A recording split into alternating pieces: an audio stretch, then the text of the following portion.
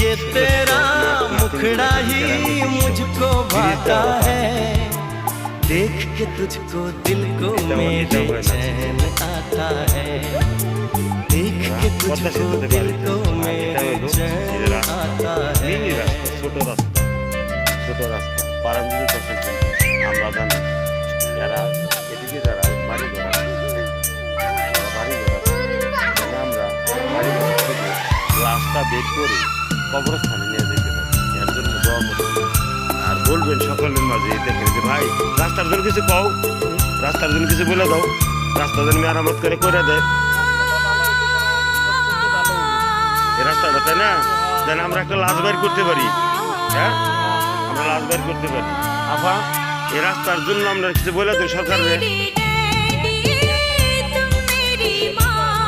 তাই না? রাস্তাটা ভেঙে চড়ে সম্পূর্ণ চরমার হয়ে গেছে, রাস্তা জন্য আমাদের মেরামত করে দেওয়া। এই যে রাস্তা আজকে আমি এটা কেটে সাফ করে দিয়েছি দর্শক বিন্দু। এই সাইড আল্লাহ যদি বাঁচা রাখে কালকে পরিষ্কার করব দর্শক বিন্দু। এই দেখেন এই জঙ্গলগুলো কালকে পরিষ্কার করব।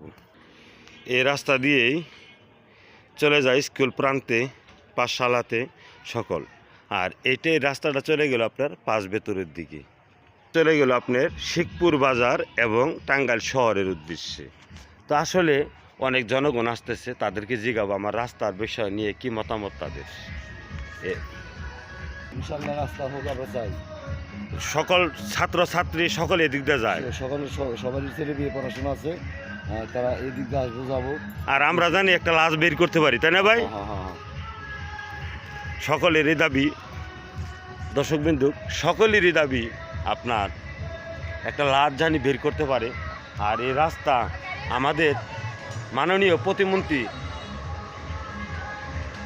আপনার সালাদিন টুকু সাহেবকে বলবো আপনার জানি রাস্তার মেরামত করে দেয় তারা জানি উনি জানি রাস্তার কাজ সম্পন্ন করে দিন। ইনশাআল্লাহ তার জন্য দোয়া করবো নামাজ পড়ে আমরা।